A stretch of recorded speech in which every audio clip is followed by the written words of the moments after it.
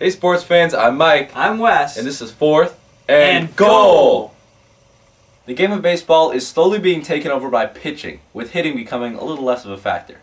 Now, this hasn't always been this way, but we have always had a bunch of good pitchers in the league. Now, we're going to go a little more narrow with our first down question by asking, who was the greatest power pitcher of all time?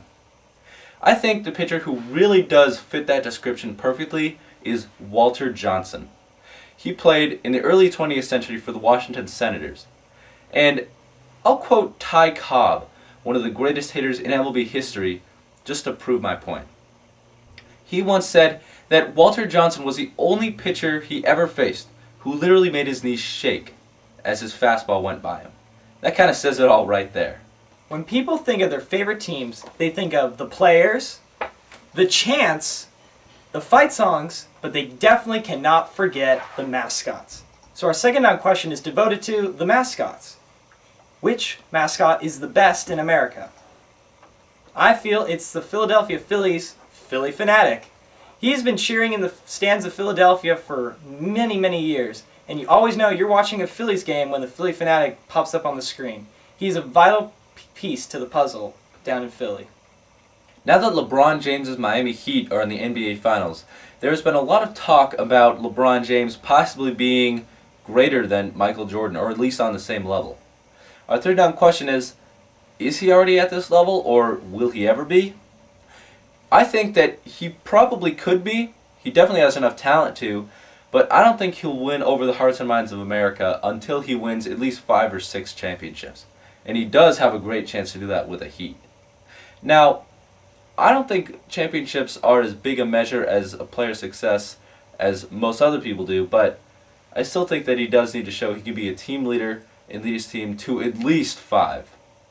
What do you think? So Wes, what's this week's fourth down question?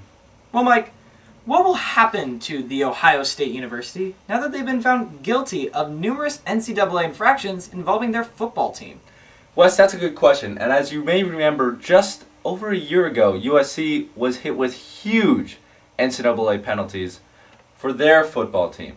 And Ohio State's infractions aren't that much different, and actually they're worse, because unlike USC, they deliberately tried to cover it up and pretty much just tuck it under the rug. But the NCAA has found out about this, and I would honestly be surprised that their sanctions weren't worse than USC's. Yeah, Mike.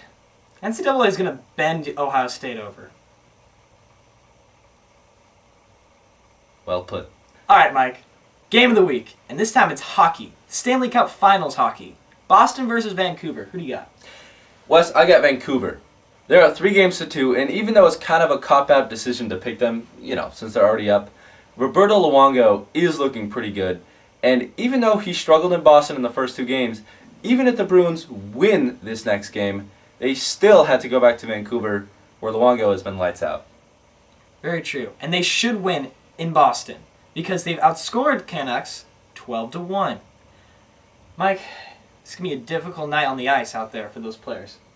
And don't forget to leave your fourth down question in the comment section or on Facebook.